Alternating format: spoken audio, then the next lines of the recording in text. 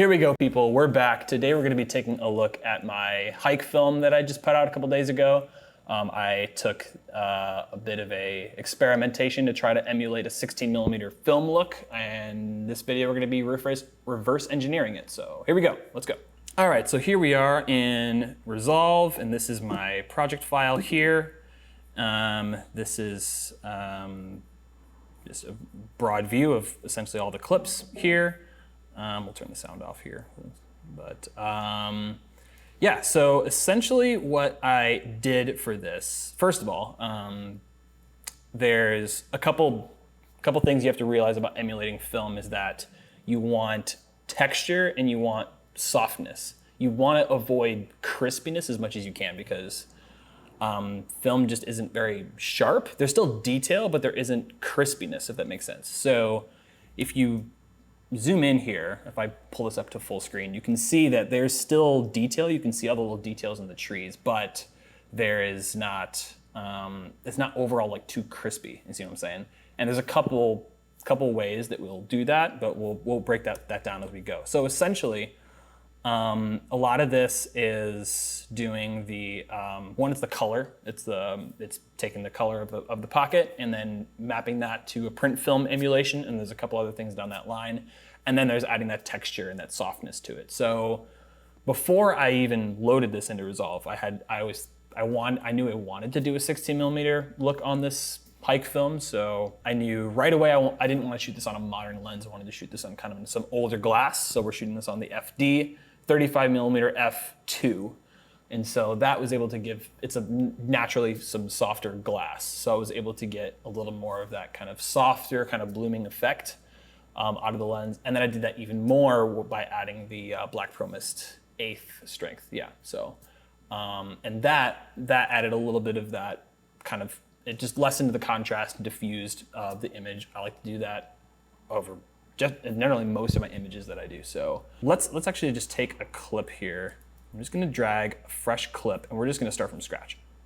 Which clip do we wanna do? How about let's do, actually this clip's pretty good. Let's do that one. So we'll take this clip and we'll drag it into here. So this is the, this is what we got going here. Actually, I just remembered, I actually have my my own LUT that I built here in the output tab of Resolve.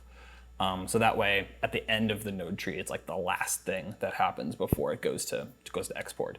So for this purposes, we're actually going to do that in the node tree. So I'll turn that off, and then we'll go in here. As you can see, it goes right back to our BMD film log image. And so, okay, let's start from scratch here. I'll pull up my node trees. And let's apply the grade here. So this is our basic node tree that I usually work with. And this is just kind of a starting point. So right for now, we'll turn these off, make that full screen. So essentially I just go to, the first node is just for noise reduction. And so you go to this little guy here, motion effects, go to spatial threshold, uncheck that, and then chroma, you're gonna set that to 8. And what that's gonna do is just gonna get rid of all the color noise. This isn't a super noisy image, but if you're shooting like 400 or like any of the the native ISOs, it's still grabbing digital noise. So to emulate a film look, you want to eliminate as many like digital colored noise as much as possible. That's what that's doing. And so why don't I put the LUT here? So actually this look is a mixture of the color look of this image is a mixture of 3 things. One, it's taking the BMD film log image and it's converting that into an RE log C image. Then there's a color space transform, converting that into Rec 709, and then there's a print film emulation LUT at the end of that. The nice thing is, only one of those things you have to pay for. The other things are completely free, built into Resolve. So when you download Resolve, and you can download it for free, it literally comes with this folder called Film Looks. And this is what I used on here. It just comes free with Resolve. So we're gonna, actually at the very end here, how about a node 11? We'll put our Rec 709 Kodak 2383 D55. So we go apply that. And right away, it's looking like what is this? It's like super contrasty and desaturated. That's because we're still in BMD wide gambit color space, and we need to compress that to Rec 709. So the node prior to that, I'm gonna bring in my color space transform here. And then what we're gonna do is we're gonna set the input color space to Alexa because we have that log transform that we're gonna do earlier. And then our output is gonna be Rec 709. And boom, you see we get all of our colors there. And then the last thing we need to do is we need to take our, I'm gonna pull in the one from Juan Malara. He's got a really good pack here. And here we go, we'll just apply that. And there we go. So actually, just kidding. I'm gonna do that actually on the second node over here. So I'm gonna do the log conversion there. So there we go. So as you can see, that brings the colors like right where they need to be. It's amazing. So, and then right after that, I reset that one. After that, we do our exposure adjustments. So how I like to do it, and I kind of stole this from Patrick O'Sullivan. So this is completely just like, I liked his process and I just took it. So if you like it, you can take it as well. So on node 4, what we're gonna do is we're gonna turn the image into black and white. And then in node 3, this is where we're gonna do our like contrast levels of adjustments. So watching our waveform, we're just gonna drag that lift down right until we kind of like it where it's at. And then we'll go back to node 4 and disable it. So that gives us our contrast. And reason is I flip it to black and white is it's just easier to see luminance levels rather than being distracted by all the color. And to be honest, guys, that's basically it. So for that, so here's something interesting. So if I toggle off the print film emulation, you can see right here what this essentially here. I'll just toggle back and forth between the RE log C and the Rec 709. So if I toggle that off, this is our like digital film negative or digital log image. But if I toggle these back on in Rec 709, this more resembles like a film negative. So it's flat, but it's also got like the compressed color space that film like usually shoots in. And so then now we're set up to expect the print film emulation. Typically you would use a print film emulation LUT as if like you're grading the image after it goes to like a physical print. That's why it's called a print film emulation or print film LUT, because it's setting up the image to go to a print film. Obviously we're not doing it right now, we're just doing like a digital web delivery. So we're just gonna use that as a stylistic LUT essentially. And that's what we got there. So let's see, what did we shoot this on? I shot this in B-RAW and just 5600 Kelvin, pretty standard. The warmth though, that comes from actually the white point of the LUT. So if I go back here to the print film and I go to reveal selected LUT here, you're gonna see there's a couple different options for the Rec 709 Kodak 2383 LUT. If I go flip to the D65 one, you see that's way cooler. You see the highlights are way like bluer tone. This is actually more true to life, but I wanted that warmth, you know, but I didn't want to do it with like the white balance. I wanted I still wanted the greens to be like naturally kind of like that deep evergreen, but the good way to do that is to use a warmer white point film LUT. So we're gonna flip back to D55 and you see it just gives it much like a completely different mood. And you notice the image actually gets darker when you do that. So if you watch the waveform right here, when you go to D55, it actually pulls the exposure down because it's using a subtractive color. It's not like the curve, it's actually done with the curves usually. And it's not preserving the luminance. So if you turn the, go over here to the luminum mix right here, this little guy right here, if you turn that all the way off and then you pull the curves down to give it a warmer look, that's why it's pulling it down, because it's actually taking exposure away.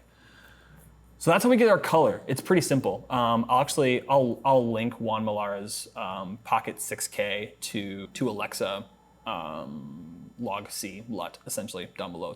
It's not that expensive, and I use it for everything I do. It's amazing. Like, it gives you Alexa colors out of your pocket. So check it out. So the next thing we need to do is we need to talk about texture. And so the two ways that we're able to do that, so we already got our softness. We shot with a soft lens. We shot with some filtration, and then we got our color with a lot of things that are built into Resolve. And so the next thing that we need is we need to do a grain layer, and we need to add halation. And halation is that typical thing that you see with film where like the edges, like high contrast areas, like street lamps and whatnot, they'll kind of have this like blooming effect, but it's like colored blooming. It's not just like a pro mist filter.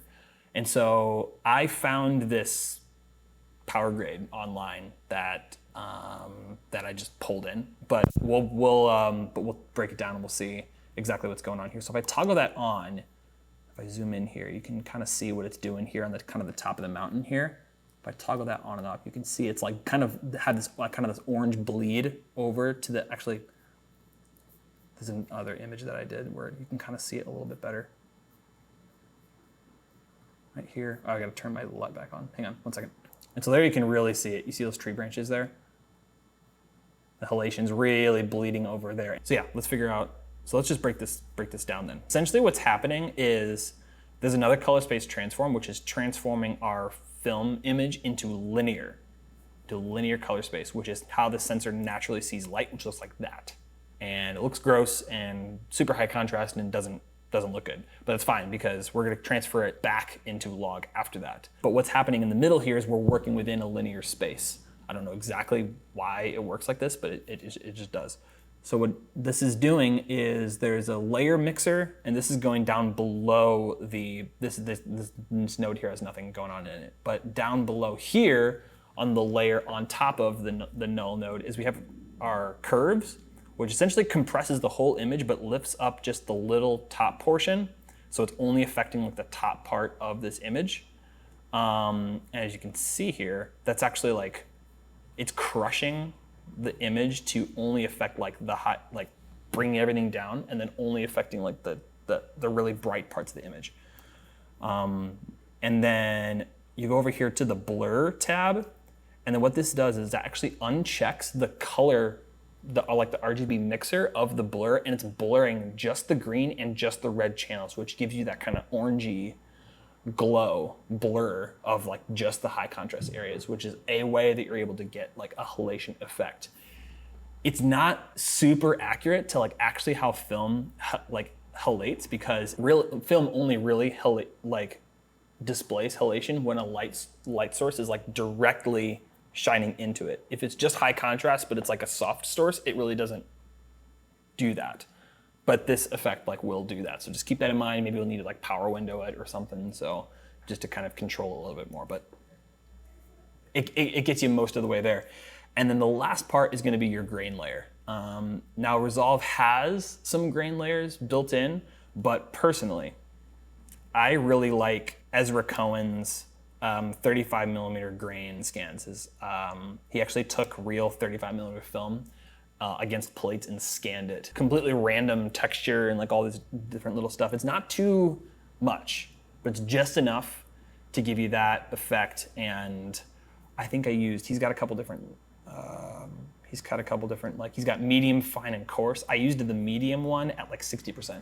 So he's got like 4K, 6K, and 8K scans. I only went with 6K because I don't need 8K because I don't shoot 8K, but I wanted it to match my source material as possible, which is the current camera that I shoot on, which is 6K. And so there you go. You can kind of see it kind of like has this little dancing kind of pattern to it, which is very reminiscent of film, and just I think it looks the best personally. So yeah, that about does it. So hope you guys found this helpful. I'll leave a link to Ezra Cohen and Juan Malara's stuff down below if you want to give that a shot, and see you in the next one.